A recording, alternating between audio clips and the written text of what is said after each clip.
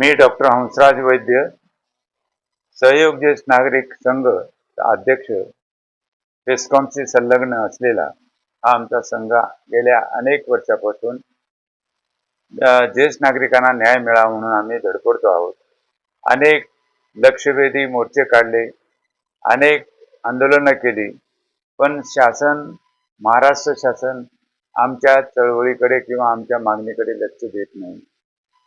आणि आम्हाला एक खेदाने नमूद करावं वाटतं की आमच्या आजूबाजूचे सगळे राज्य ज्येष्ठ नागरिकांना सन्मान देतात, सन्मानाचं धन देतात, मानधन देतात, पण आपलं महाराष्ट्र सरकार काही अजूनही देत नाही.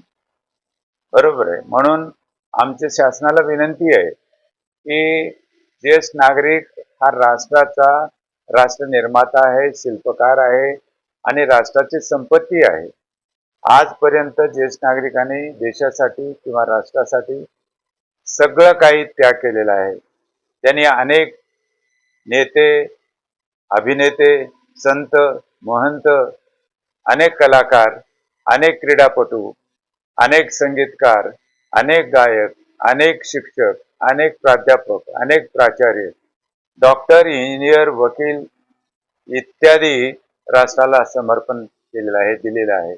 त्यांच्याशिवाय हे आपलं भारत देश समृद्ध झालाच नाही असं माझं ठाम मत आहे. आणि म्हणून शासनाला अशी विनंती करतो की शासनाने यांच्या त्यागाकडे, यांच्या समर्पणाकडे लक्ष द्यावं आणि त्यांच्या मागण्या मान्य कराव्यात आणि इतर राज्याप्रमाणे 3,500 महिना त्यांना सरळ त्यांच्या बँक खात्यावर जमा करावं, जेणेकरून आज काही जणाला मुलं नाहीत, त्यांना सांभाळायला कोणी नाही आहे. काही जणाला मुलं आहेत पण ते इतरत्र नोकरीसाठी किंवा शिक्षणासाठी गेलेले आहेत, त्यांना सांभाळायला कोणी नाही. त्यांच्याकडे आज अंगातली क्रय शक्ती गेलेली आहे, ताकद गेलेली आहे. त्यांच्या कानाला ऐकू येत नाही, डोळ्याला दिसत नाही, चालता येत नाही, बोलता येत नाही आणि आज दोनदाची रोटी आणि दोनदाचा चहा सुद्धा त्यांना मिळत नाही. त्यांना अनेक आजाराने पीडित झालेले असून सुद्धा औषधोपचार करण्यासाठी सुद्धा पैसे नाहीत आणि अत्यंत वाईट तथा बिकट परिस्थितीमध्ये ते जीवन जगत आहेत. केवळ मृत्यू येत नाही म्हणून ते कसे जीवन जगत आहेत. विष खाऊन मरावं तर विष खरेदी करायला सुद्धा त्यांच्याकडे पैसा नाही. इतकी अवस्था या ज्येष्ठ नागरिकांची आहे. हे ज्येष्ठ नागरिक जवळपास 75 ते 80% ग्रामीण भागामध्ये राहतात. मी शासनाला विनंती करू इच्छितो की माझ्यासारख्या श्रीमंत डॉक्टरला, इंजिनियरला, वकिलाला किंवा प्राध्यापकाला, शिक्षकाला किंवा उद्योगपतीला 100 वर्ष जगले तरी त्यांना काही देऊ नका, पण ज्यांना अत्यंत गरज आहे त्यांना द्या. शासनाने त्यांच्यासाठी वयोश्री योजना आणली, त्यांच्यासाठी तीर्थदर्शन योजना आणली, पण मला वाटतं ह्या योजनेमध्ये तुम्ही एकदाच सरळ 3,000 रुपये जरी दिले आणि बाकी पुन्हा काही नाही देणार असाल, एक रकमी देणार असाल, तर हे आमचे थट्टा किंवा कुचेष्टा आहे. आम्हाला तीर्थदर्शन दाखवून खुश करण्याच्या ऐवजी आम्हाला प्रतिमाह 3,500 रुपये मरेपर्यंत आमच्या खात्यावर जमा करा अशी आम्ही तुम्हाला प्रस्ताव तुमच्या पुढे ठेवतो. विनंती नाही. आम्ही तुम्हाला जन्म दिलेला आहे, हे मंत्रिमंडळ आमच्यामुळे झालेलं आहे, तुम्ही आमदार खासदार आमच्यामुळे झालेले आहात. आम्हाला 4 जरी पोरं असतील आणि 4 जरी सुना असतील तरी त्यांची मतं ही विभागलेली आहेत. पहिला मुलगा पंजाला मतदान देतो, दुसरा मुलगा धनुष्यबाणाला देतो, तिसरा मुलगा घड्याळाला देतो, चौथा मुलगा कमळाला देतो. याच्याने शासन बनत नाही, याच्याने आमदार खासदार बनत नाही, तुमचं मंत्रिमंडळ बनत नाही. म्हणून शासनाला विनंती आहे माझी की आमच्याकडे लक्ष द्या, आमच्या प्रस्तावाकडे लक्ष द्या. आम्ही तुम्हाला भीक मागत नाही, पण आम्ही तुमच्या पुढे प्रस्ताव देत आहोत. तुम्ही जर ह्या येणाऱ्या आमदारकीच्या निवडणुकापर्यंत, विधानसभेच्या निवडणुकापर्यंत तुम्ही मंत्रिमंडळाने जर डिसिजन घेतला नाही आणि आमचा प्रस्ताव जर तुम्ही स्वीकारला नाही, ज्येष्ठ आवडते किंवा लाडके मायबाप योजना जर तुम्ही नाही आणली आणि त्या योजनामार्फत तुम्ही जर 3,500 आमच्या खात्यावर जमा केले नाही तर आम्हाला नाईलाजानं आमचा मतदान करण्याचा विचार करावा लागेल. तुम्ही जर आमचा प्रस्ताव मान्य केला आणि आम्हाला 3,500 प्रतिमाहा आमच्या खात्यावर जमा केले तर आम्ही मरेपर्यंत आनंदानं स्वाभिमानानं जगू. आम्ही घरातच आमच्या गोकुळामध्ये जगू. आणि तुम्ही जर मान्य नाही केलं तर आम्हाला नाईलाजानं येत्या 18 तारखेला आम्हाला पदयात्रा काढावी लागेल, लक्षवेधी पदयात्रा काढावी लागेल आणि आम्हाला उपोषणाला बसावं लागेल 1 दिवसासाठी. पण आपण जर प्रस्ताव आमचा मान्य केला आणि आम्हाला लाडके ज्येष्ठ मायबाप योजना जर तुम्ही लागू केली तर आम्ही अभिनंदनासाठी सुद्धा आम्ही पदयात्रा काढू, एवढंच या ठिकाणी सांगतो. आणि पुनश्च एकदा शासनाला आमच्याकडे लक्ष वेधण्यासाठी विनंती करतो की आमच्या प्रस्तावाचा विचार करा. येत्या मंत्रिमंडळाच्या बैठकीत तुम्ही याच्याबद्दल निर्णय घ्या. अन्यथा आम्ही येणाऱ्या मतदानाच्या दिवशी आम्ही मतदान कुणाला करायचं ते आम्ही ठरवणार आहोत. आता विनामूल्य मतदान करणार नाही, आम्ही विकले जाणार नाही.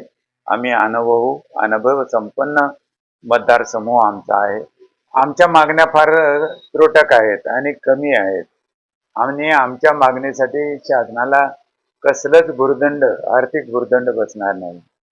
कारण शासनाने पारित केलेलं धोरण, ज्येष्ठ नागरिक धोरण, त्यांनी तंतोतंत अंमलात आणावं. दुसरे अजून महत्वाची आमची बाब अशी आहे की 2007चा कायदा, 2010चे नियम आणि 2013चा कायदा शासनाने पारित केलेला आहे, मान्य केलेला आहे, पण तंतोतंत अंमलात आणलं जात नाही. तो त्यांनी अंमलात आणावा. आमची तिसरी अशी गोष्ट आहे की जागतिक पातळीवर ज्येष्ठांचं वय हे 60 वर्ष ग्राह्य धरलं गेलेलं आहे. पण केंद्र शासन आणि राज्य शासन हे 65 वर्षाच्या वरच्या लोकांचं वरच मान्य करत आहे. हे चुकीचं आहे. म्हणून त्यांनी 60 वर्षच ग्राह्य धरावं आणि ज्या काही योजना शासन आखतंय ते 60 वर्षाच्या वरच्या लोकांना सगळ्यांना मिळाव्यात, असं त्या आमचं मागणी आहे. त्यानंतर ज्येष्ठ नागरिकासाठी त्यांनी केलेल्या जे ओळखपत्र सुरुवात केलेली होती आणि रेशन कार्ड देत होते तेही शासनाने बंद केलेलं आहे. तेही त्यांनी द्यावं आणि त्वरित चालू करावं. चौथी 5वी मागणी आमची अशी आहे की शासनाने विनाविलंब कुठल्याही अटी न घालता आमचा सन्मान करावा, सन्मानाने वागवावं आणि इतर राज्याप्रमाणे इतर राज्याप्रमाणे जसं तिथं मानधन दिलं जातं, सन्मानधन दिलं जातं, तसं इथल्या गरीब ज्येष्ठ नागरिकांना म्हणजे शेतकरी, शेतमजूर, कष्टकरी, कामगार, विधवा माता आणि दिव्यांग यांना सगळ्यांना 60 वर्षाच्या वरच्या लोकांना, गरिबांना आणि गरजवंतांना त्यांनी 3,500 महिना प्रतिमाह द्यावं आणि त्यांच्या सरळ खात्यावर कसली अट न टाकता जमा करावं. एवढ्याच आमच्या मागण्या आहेत. ह्या त्रोटक मागण्या आहेत आणि याच्यामुळे सरकारला फारसं भुर्दंड येण्यासारखं काही नाही आहे. शासनानं पारित केलेलं आहे पण ते सरकार सध्याला देत नाही, ते द्यावं. आता शासनाने रेल्वेचं कन्सेशन किंवा रेल्वेचं आरक्षण आणि रेल्वेचा प्रवास खर्च त्यांनी मान्य केलेला होता, पण करोनाच्या काळापासून शासनानं ते बंद केलेलं आहे. पण तेही शासनानं पुनश्च एकदा 60 वर्षाच्या वरच्या ज्येष्ठ नागरिकांना द्याव्यात, एवढीच आमची मागणी आहे. तर सरकारला नम्र विनंती आहे की आमच्या ह्या अतिशय साध्या मागण्या असून सुद्धा शासन आमच्याकडे लक्ष देत नाही. आमची 18% आम्ही समाजामध्ये असून सुद्धा, जनसामान्यामध्ये असून सुद्धा शासन आमच्याकडे लक्ष देत नाही. तर शासनाला अशी नम्र विनंती आहे, कुटुंब तिथं 1 ते 4 ज्येष्ठ नागरिक आहेत, एकूण जनसंख्येच्या 18% जनसंख्या ज्येष्ठांची आहे. एवढं मोठं असून सुद्धा जसं इतर भागाला त्यांनी दिलेलं आहे तसं ज्येष्ठ नागरिकांना सुद्धा आमच्यापैकी 60 वर्षाच्या वरच्या ज्येष्ठ महिला आणि 1 ज्येष्ठ नागरिक याच्यामधून एखाद्याला विधान परिषदेवर आणि एकाला राज्यसभेवर घेण्याची तरतूद करण्यात यावी. एवढ्या आमच्या साध्या मागण्या आहेत. तर सरकारला पुनश्च एकदा विनंती आहे की आमच्या प्रस्तावाचा त्यांनी विचार करावा आणि आम्हाला न्याय द्यावा. धन्यवाद.